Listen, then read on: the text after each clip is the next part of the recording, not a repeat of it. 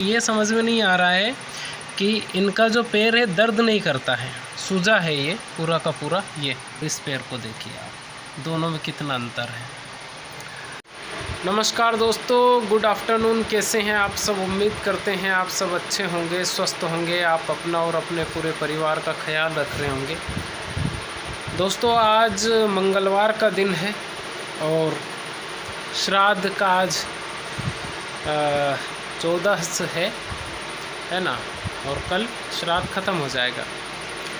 लेकिन मुझे कुछ समझ ही नहीं आ रहा है कि क्या करूं मैं अब, क्योंकि जो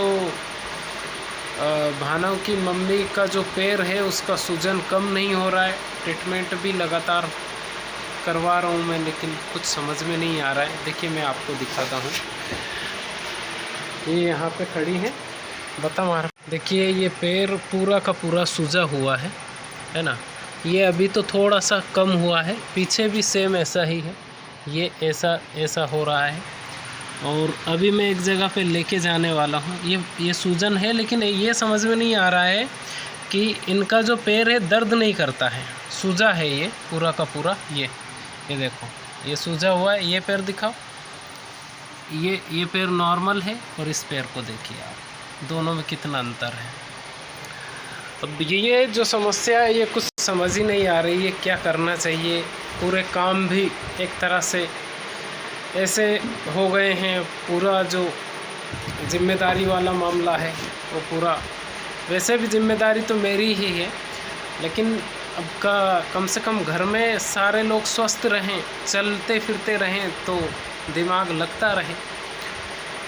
और मुझे कुछ समझ ही नहीं आ रहा है, पिछला कितने दिन हो गए, कुछ नहीं समझ में आ रहा है मुझे, क्या करूं क्या ना करूं। अभी आज खुला मौसम है, वो कल एक साइड की जो सोयाबीन रही है, कुछ लोगों को ले जाके और उसको कटवा के, क्योंकि पानी भरा हुआ है और वो जो गीला है तो मज़दूर भी ज़्यादा पैसे लेते हैं। हम दोनों रहते तो धीरे सुस्ते करके कर लेते, लेकिन अब मैं अकेला क्या क्या करूँगा। पिछले साल भी सेम समस्या हुई थी, पिछले साल भी जैसे ही सोयाबीन का समय आया था और इनको टाइफाइड हो गया था, तो कम से कम 1 महीना तक ये घर से बाहर नहीं निकले।